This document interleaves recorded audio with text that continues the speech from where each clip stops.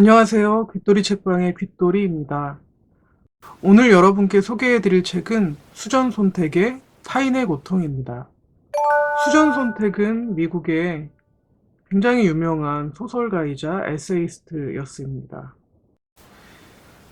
수전 손택은 1933년에 태어났는데요. 2004년에 돌아가셨습니다.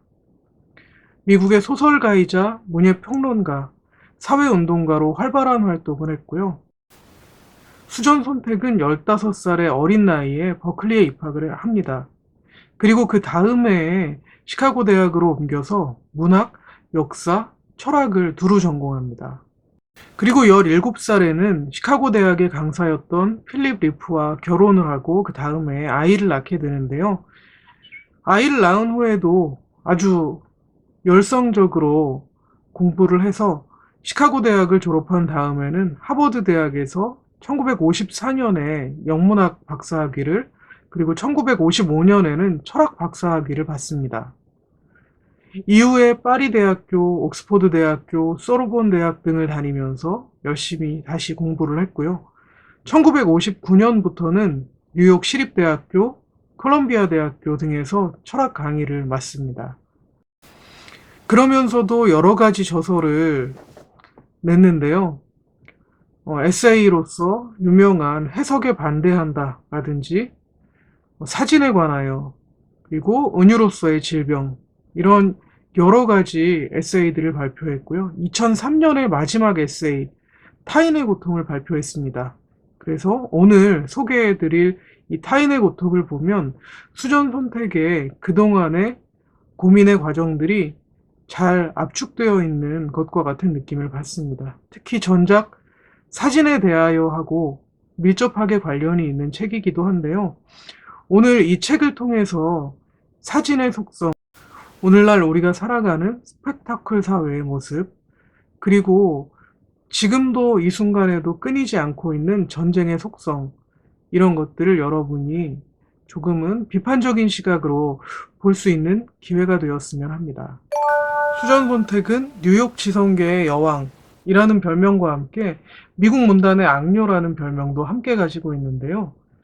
그녀의 이력을 살펴보면 이런 별명을 갖게 된 이유가 무엇인지 짐작해 볼 수 있습니다. 수전 손택은 지금 미국에서 무슨 일이 벌어지고 있는가라는 에세이를 기고하면서 미국의 은폐된 역사와 베트남 전쟁의 허위, 아메리칸 드림의 실상을 폭로한 적이 있습니다. 베트남전이 한창이던 1960년대에 기고한 글인데요. 베트남 전쟁을 벌이고 있는 미국이 얼마나 이기적이고 허유로 가득한 전쟁을 벌이고 있는지 폭로한 것인데요. 1988년에는 국제 팬클럽 미국 지부 회장 자격으로 서울에 방문해서 구속 문인들의 석방을 촉구하는 행사를 하기도 했습니다. 또 유명한 작가 살만 러시디라는 인물이 있는데요. 이 인물은 악마의 시라는 작품 때문에 이란 당국으로부터 사형 선고를 받은 인물입니다. 그 사건이 벌어지고 나자 수전 손택은 미국 문학계에 항의 운동을 주도하기도 했습니다. 또 사라예보 내전이 일어나고 있던 1993년에는 전쟁터인 사라예보에 직접 가서 사라예보 주민들을 위해 고도를 기다리며 라는 작품을 연극으로 공연하기도 했는데요. 이를 통해서 전쟁이 벌어지는 포화 속에서도 인간다움이 살아 숨쉴 수 있다. 또 문화와 예술이 숨쉴 수 있다라는 것을 보여주기도 했습니다. 미국이 이라크 전쟁을 수행하던 당시에는 사이비 전쟁을 위한 선전포고다. 특히 사이비 선전포고다. 이렇게 부시 행정부를 비판하기도 했고요. 9.11 테러가 일어난 다음에는 이 사건에 대한 미국 정부의 태도를 날카롭게 비판하는 활동을 했습니다. 이러한 활동들의 결과 미국 정부에서는 굉장히 불편한 태도를 보일 수밖에 없는데요. 이런 수전 손택의 반전과 평화 또 인권을 위한 여러 가지 노력이 2003년 프랑크푸르트 도서전에서 빛을 발하게 됩니다. 독일 출판협회에서는 제55회 프랑크푸르트 국제도서전에서 손택에게 평화상을 시상했습니다. 그 이후로 거짓 이미지와 뒤틀린 진실로 둘러싸인 세계에서 사상의 자유를 굳건히 수호해 왔다라는 이유를 이야기했다고 합니다. 그만큼 아주 지적이고 사회 활동을 활발하게 했던 여인이기도 하지만 미국 정부를 끊임없이 불편하게 했던 인물이기도 하죠.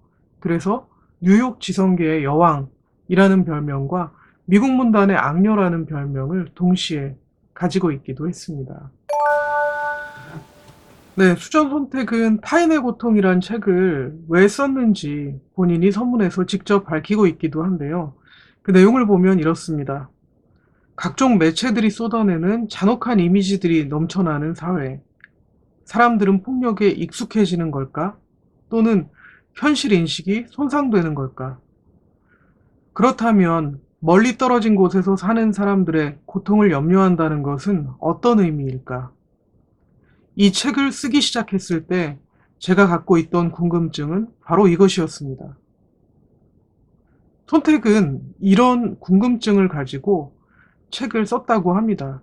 이 책을 쓰게 된 직접적인 계기가 된 사건이 있는데요. 바로 앞서 말씀드렸던 9.11 테러 사건입니다. 월드 트레이드 센터가 무너진 이후에 미국이 주도했었던 이라크 전쟁과 그 이후의 정세에 대해서 고민하는 책이기도 합니다. 사진이 있는 전쟁과 사진이 없는 전쟁 사이에는 큰 간극이 있다고 말합니다. 이 책을 통해 우리는 어떻게 그동안 타인의 고통을 생산하고 소비해 왔는지 돌아볼 기회가 될 것입니다.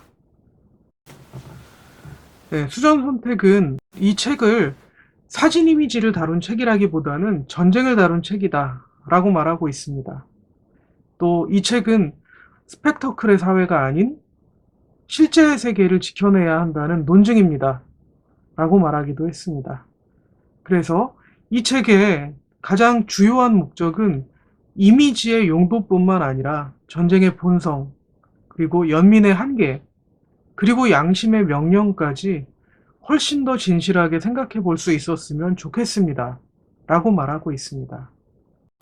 그러면 지금부터 이 책의 내용을 살펴보면서 손택이 기대했던, 특히 우리 독자들에게 기대했던 이런 여러 가지 아이디어에 대해서 같이 생각해 보도록 하겠습니다. 네, 첫 번째로 논의해보고자 하는 내용은 끔찍한 이미지가 사람들에게 어떤 효과를 가져오는가 하는 부분입니다. 손택의 타인의 고통을 펴게 되면 가장 첫 장에서 버지니아 울프의 삼기니라는 책을 인용하고 있습니다. 어떤 변호사가 버지니아 울프에게 보낸 편지를 통해서 어떤 끔찍한 사진을 한 장 보여주게 되는데요. 바로 전쟁에 관한 사진입니다. 이 사진을 통해서 같이 나와 전쟁에 반대하는데 동참해주지 않겠느냐, 우리가 어떤 일을 해야 하지 않겠느냐, 라는 메시지를 보내게 된 것인데요. 버지니아 울프는 그 사진을 보고 어떤 격한 반응을 끌어냅니다. 그런데 버지니아 울프가 보기에는 이 사진들을 보고 고통스러워하지 않는다든지 전쟁을 없애려고 애쓰지 않는 것은 도덕적 괴물의 반응이다 라고 말했습니다. 그런데 수전 손택은 버지니아 울프의 논의에서 한 발 더 나아가 있습니다. 과연 그런 끔찍한 전쟁 사진들이 우리에게 그렇게 전쟁에 반대하는, 타인의 고통에 깊이 연민하는 그런 반응만을 가져오는가 하는 의문입니다. 수전 손택이 보기에는 현대사회는 사방팔방이 잔혹한 이미지로 뒤덮여 있습니다. 그런데 과연 우리는 타인의 고통들을 그렇게 잘 연민하면서 고통스러워하면서 그 고통의 원인들을 없애려고 애쓰고 있나요? 수전 손택이 보기에는 끔찍한 사진들은 버지니아 울프가 생각했었던 그런 반응만을 가져오는 것이 아니라는 생각입니다. 현대사회는 기드보르의 스펙터클 사회에 나와 있듯이 타인의 고통을 스펙터클, 하나의 거대한 이미지로 소비해버리는 사회, 이기도 합니다. 우리는 타인의 고통을 어떤 때는 유흥거리로 즐기면서 그 고통이나 참상을 진지하게 바라보지 않는 경우도 많습니다. 지금 TV나 뭐 이런 여러 가지 영상 채널들을 보시면 타인의 고통이나 끔찍한 장면들을 이렇게 유흥거리로 소비하는 콘텐츠들이 굉장히 많습니다. 교통사고 장면이라든지 전쟁의 참상이라든지 또 동물을 학대하는 장면이라든지 또 여성을 학대하는 장면들, 이런 것들을 유흥거리로 즐기고 있는 것도 우리의 현실입니다. 이렇게 끔찍한 사진이나 이미지들은 버지니아 울프가 예상했던 것처럼 그렇게 고통이나 그것을 없애기 위해서 애쓰는 그런 반응만을 가져오지 않는다는 것입니다. 스펙터클 사회로 명명된 이 현대 사회에서는 오히려 그것이 소비와 유흥거리가 되기도 한다는 말이죠. 수전 손택이 생각하는 또 다른 하나의 반응이 있습니다. 우리가 그런 고통스러운 전쟁, 끔찍한 전쟁, 그런 사진을 보면서 느끼는 또 하나의 감정은 안도의 감정이라는 것입니다. 우리는 멀리 떨어져서 비교적 안전한 나의 회사 또는 나의 집에서 아주 편안한 자세로 그 이미지들을 즐기고 있습니다. 그럴 때 느끼는 감정은 아주 먼 곳에서 이런 끔찍한 참상들이 일어나고 있구나. 나는 안전한 곳에 있구나. 라고 안도하기도 한다는 것입니다. 우리가 이렇게 멀리 떨어져서 어떤 타인의 고통을 바라보게 되는 것, 이것도 이미지가 가져오는 효과라는 것입니다. 끔찍한 이미지는 그러니까 이렇게 버지니아 울프가 예상했던 것처럼 단순하고 도덕적인 반응만을 이끌어내지 않는다는 것이 수전 선택의 생각인 것이죠. 네, 선택은 이렇게 사진의 속성을 또 이미지의 속성을 기존에 우리가 가지고 있었던 것에서 좀 더 나아가서 바라볼 수 있도록 만드는데요. 이 책에서 또 독특한 점은 사진과 전쟁, 사진을 찍는 행위와 총 쏘는 행위를 동일시한다는 것입니다. 사진을 찍는다, 총을 쏜다 라는 내용을 한꺼번에 표현하는 단어가 있죠. 샷이라는 단어입니다.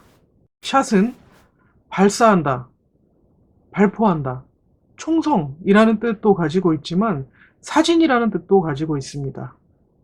또 영화를 찍는다는 의미도 가지고 있죠. 한 장면을 한 샷이라고 표현하기도 합니다. 그런데 이런 사진들은 왜 총을 쏜다, 사진을 찍는 것은 총을 쏘는 행위다, 또 전쟁을 한다는 것은 사진을 찍는 행위다, 사진 없는 전쟁은 있을 수 없다 라고 이야기하는 이유가 무엇일까요? 바로 사진과 전쟁의 약탈적인 공통점 때문입니다. 1940년대 세계에는 포토저널리즘이라는 것이 등장했습니다. 세계대전이 한창이었던 시대이기 때문에 매일매일 전쟁에 관한 뉴스가 보도되고 있었습니다. 이때 사실과 시사 문제를 사진 기술로 표현하고 보도하는 포토저널리즘이 모습을 드러내게 되는데요. 아주 긴 기사보다 한 장의 사진이 갖는 힘이 더 강력했기 때문입니다. 그런데 이런 포토저널리즘조차도 약탈적인 속성을 가지고 있습니다. 전쟁의 참상을 널리 알리는 역할도 했지만 그 사진에 찍혀진 사람들을 사물화해버리기 때문입니다. 사진에 찍히는 사람들은 주로 내 주변에 있는 사람들, 또 백인들의 모습이 아닙니다. 전쟁을 통해 처참하게 죽어가는 다른 나라의 사람들, 그런 사람들은 본국 사람들, 주로 백인들이겠죠. 그런 불특정 다수의 알 권리를 위해서 다른 나라, 멀리 떨어져 있는 나라에 죽어가는 사람들, 그 사람들의 권리는 존중되지 못한 것입니다. 그들의 찢겨져 간 육신, 일그러진 얼굴, 이런 것들이 필터링 되지 않고 그대로 보도되고 있었습니다. 이런 모습은 전쟁의 약탈적인 속성을 잘 드러내주는 것입니다. 또 사진이 피사체를 얼마나 사물로 대하는지를 알 수 있는 부분이기도 합니다. 네, 이런 이야기가 담긴 책 속 구절을 읽어보도록 하겠습니다. 대중에게 공개된 사진들 가운데 심하게 손상된 육체가 담긴 사진들은 흔히 아시아나 아프리카에서 찍힌 사진들이다. 저널리즘의 이런 관행은 이국적인 인종을 구경거리로 만들던 100여 년 묵은 관행을 그대로 이어받은 것이다. 또 이런 내용도 있습니다. 사진 배경이 되는 장소가 멀리 떨어져 있고 이국적이면 이국적일수록 우리는 죽은 자들의 모습을 훨씬 더 완전하게 볼 수 있다. 이처럼 전쟁을 하는 대상, 그 국가, 또 그 국가의 사람들을 일종의 사물로 보지 않으면 그렇게 총을 쏘고 포격을 할 수 없겠죠. 그것처럼 사진을 찍는 행위도 피사체를 사물화해버리는 그런 특징을 가지고 있다는 것입니다. 다음으로 제기하는 문제는 사진은 과연 진실을 보여주는가 하는 것입니다. 사진을 볼 때는 우리가 작가의 의도와 권력 관계를 고려해야 한다는 이야기입니다. 사진은 현장을 사실대로 담는다고 생각하지만 사건을 투명하게 보여주는 것은 아닙니다. 손택은 사진을 찍는다는 것은 구도를 잡는다 라는 것이고 뭔가를 배제했다는 의미다 라고 말합니다. 특히 전쟁 사진 같은 경우에는 그 전쟁을 일으킨 사람들 입장에서 전쟁을 합리화하려는 목적을 가지고 있습니다. 특히 미국의 신문지상에 수시로 오르내리는 폭력의 사진들은 피사체를 얼마나 차별적인 시선으로 바라보고 있는가 하는 문제를 제기하는데요. 손택은 전쟁은 결코 영화의 한 장면 같은 스펙터클한 볼거리나 관음증의 대상이 될 수 없다 라고 강조하고 있습니다. 그러면서 우리에게 그러한 전쟁 사진을 통해서 표현하고자 하는 것, 거기에 깔린 의도, 이런 것들을 읽어내고 우리가 그러한 전쟁을 일으키지 않기 위해서 어떻게 해야 하는지 숙고할 것을 요구하고 있습니다. 지금 이 사진은 조 로렌탈이라는 연합통신의 사진작가였던 인물이 찍었던 사진입니다. 1945년 미국이 태평양 전쟁에서 일본과 아주 격렬한 전투를 치른 후에 승리하고 나서 이오지마 섬에 미국의 성조기를 꽂게 되는 장면인데요. 이 사진을 통해서 수많은 미국인들이 애국심에 불타올랐겠죠. 그런데 이 사진은 훗날 조 로렌탈이 그 전쟁의 장면을 직접 현장에서 바로 찍은 것이 아니라 재구성해 촬영했다는 사실이 드러났습니다. 이렇게 언론을 통해 보는 사진, 특히 전쟁 사진 같은 경우에는 매우 사실적이고 있는 사실을 그대로 보도한 것이라는 생각이 들지만 이렇게 목적에 따라 무언가를 재구성했거나 또는 이용하기 위해서 무언가를 배제한 결과물이기도 하다. 또는 같은 사건이라도 정치적인 성향에 따라 자신에게 유리한 장면을 내세우게 마련이라는 이야기입니다. 이 사진은 많은 미국인들에게 국가에 대한 자부심, 또 2차 세계대전에 참전한 미국에 대한 정당성 등을 심어줬지만 재구성된 사진이라는 것이 밝혀지고 나서 엄청난 파문을 불러일으켰습니다. 과연 사진이 진실을 전하는가? 사진에 담긴 것은 사실인가? 하는 생각을 해보게 됩니다. 네, 세 번째 내용은 수전 선택이 스펙터클 사회를 비판하고 있는 내용입니다. 네, 스펙터클 사회는 1967년 출간된 기 드보르의 스펙터클 사회를 통해서 현대 사회를 설명하는 한 가지 방식으로 자리 잡았습니다. 우리가 살고 있는 사회는 이미지가 실제적인 것으로 여겨지고 이미지 자체가 최고 형태의 유형적 세계임을 강요한다고 합니다. 예를 들어 우리는 기업의 ARS 전화나 대형 상점 점원들을 대할 때 감정이 없는 로봇을 대하는 듯한 느낌이 들 때가 있습니다. 그것이 바로 사물화된 스펙터클입니다. 개개인의 상품을 파는 사람 또는 전화교환원 또는 상담원이 아니라 그냥 대기업의 상담원 또 대형 상점의 점원 하면 떠오르는 고정적인 이미지가 있는 것이죠. 그리고 그 이미지대로 개개인들은 행동하게 됩니다. 그러면 그런 스펙터클을 대하는 우리는 어떨까요? 프랜차이즈 음식점에 방문했을 때, 또 백화점에 갔을 때, 대형 쇼핑몰에서 우리도 똑같이 그런 물상화된 스펙터클에 적응해서 행동하고 있지 않나요? 그러면서 우리 자신 역시 그 시스템 안에서 개인성을 잃어버리고 추상화된 사람, 추상화된 이미지, 특히 추상화된 소비자로서 살아가고 있다는 것입니다.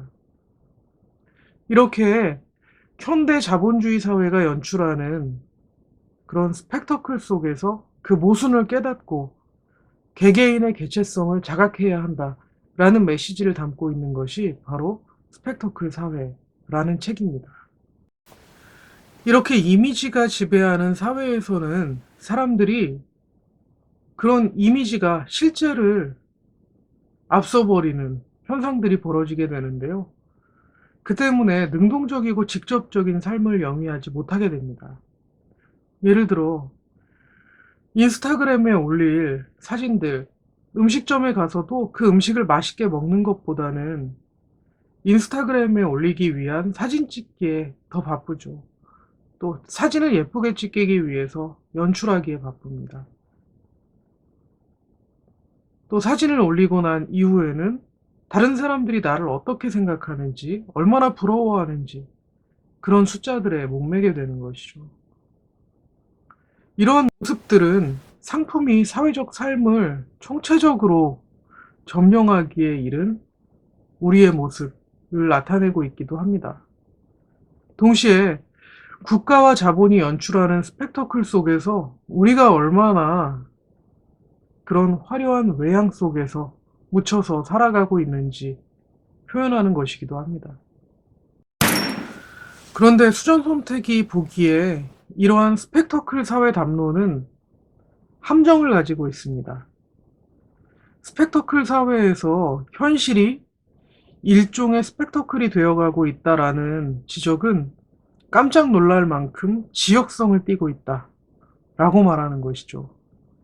지역성이라는 것은 이런 스펙터클 사회다라고 명명할 수 있는 것은 아주 경제가 발달한 몇몇 나라들, 그 중에서도 뉴스와 방송 이미지들을 소비할 수 있는 몇몇 국가들에서만 가능한 이야기라는 뜻입니다.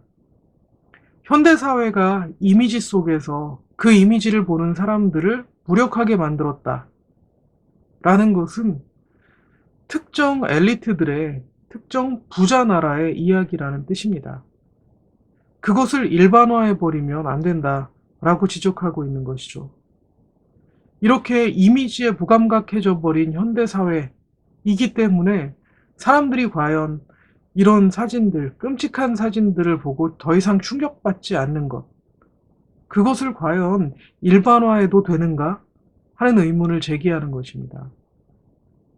스펙터클 사회라고 사람들의 모습을 일반화해버려서도 안 되지만 그런 사회에 살고 있다고 해서 그런 비도덕적인 끔찍한 전쟁 사진들을 보고 무감각해져 버린 것, 이것을 정당화해서도 안 된다고 경고하고 있는 것입니다. 따라서 수전 선택은 이렇게 논의를 확장해 갑니다. 그렇다면 우리가 멀리 떨어져 있는 사람들의 고통을 염려한다는 것은 어떤 의미인가 하는 것입니다. 스펙터클 사회의 사람들처럼 무관심할 수도 있습니다. 너무 많은 이미지들이 쏟아져 나오는 사회이기 때문에 그런 이미지에도 그냥 시큰둥한 반응을 보일 수 있는 것이죠. 또 한편으로는 안도할 수도 있습니다. 여기가 아니라 멀리 떨어진 곳에서 일어나는 일이라는 점, 또 나와 상관없는 일이라는 점을 통해서 자신의 처지에 안도할 수도 있습니다. 그렇지만 이것은 아주 이기적인 반응이다 라는 이야기입니다. 버지니아 울프가 그렇게 분노했던 반응이기도 하죠. 도덕적 괴물의 반응이다 라고 하기도 했습니다. 그러면 우리는 그런 사진들을 보고, 끔찍한 이미지를 담은 사진들을 보고 고통을 느낀다면, 그들에게 연민한다면 이것은 도덕적인 반응인가? 하는 내용을 지적하고 있습니다. 그런데 손택은 이렇게 말합니다. 이 세상에 존재하는 온갖 악행들을 볼 때마다 환멸을 느끼는 것, 거기에서 무기력함을 느끼는 것, 그것은 미성숙한 일이다 라고 말합니다. 그러면 그런 악행을 기억하는 것으로 족한가? 또 무언가를 끊임없이 상기하는 것, 그것은 윤리적인 행위인가?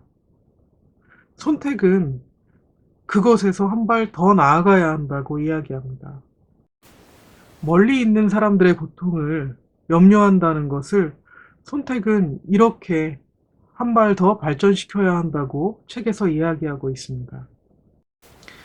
특권을 누리는 우리와 고통을 받는 그들이 똑같은 지도상에 존재하고 있으며 우리의 특권이 그들의 고통과 연결되어 있을지도 모른다는 사실을 숙고해 보는 것. 그래서 전쟁과 악랄한 정치에 둘러싸인 채 타인에게 연민만을 베풀기를 그만둔다는 것. 바로 이것이 우리의 과제이다. 손택이 이 책을 통해 이야기하고자 했었던 내용은 바로 이것입니다. 끔찍한 이미지를 보고 무관심해하는 사람, 스펙터클 사회에 어떤 스펙터클로 전락해버린, 개성을 잃어버린 물상화된 개인의 모습에서 벗어나야 하는 것은 물론이고, 또 타인의 고통을 보면서 안도감을 느끼는 도덕적 괴물이 되어서도 안 됩니다. 타인의 고통에 연민하는 것, 거기에서 한 발 더 나아가서 그 고통을 받는 이들이 우리와 똑같은 지도상에 존재하고 있다는 것. 우리의 우리의 안전, 이런 것들이 그들의 고통과 연결되어 있는 것일지도 모른다는 점. 이런 것들을 생각해 보면서 연민을 베푸는 것에서 그치지 말고 그 고통을 어떻게 하면 줄일 수 있을지 숙고해 보는 것. 그리고 행동으로 실천해 보는 것. 이것이 우리의 과제다 라고 밝히고 있습니다. 네, 오늘 귀토리 책방은 수전 손택의 타인의 고통에 대해서 소개를 했는데요. 이 책의 내용을 모두 담을 수는 없었습니다. 이 책을 여러분들이 읽어보시면 그 안에 여러 가지 사진들과 좋은 해설들이 많이 담겨 있습니다. 여러분이 이 책을 통해서 사진에 대해서 가지고 있었던 생각을 한 번쯤 되돌아보는 계기가 되셨으면 하고요.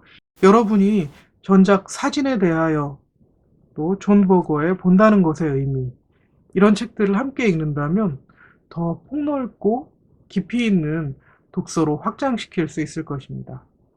오늘 귀토리 책방은 여기서 마치겠습니다. 들어주셔서 감사합니다.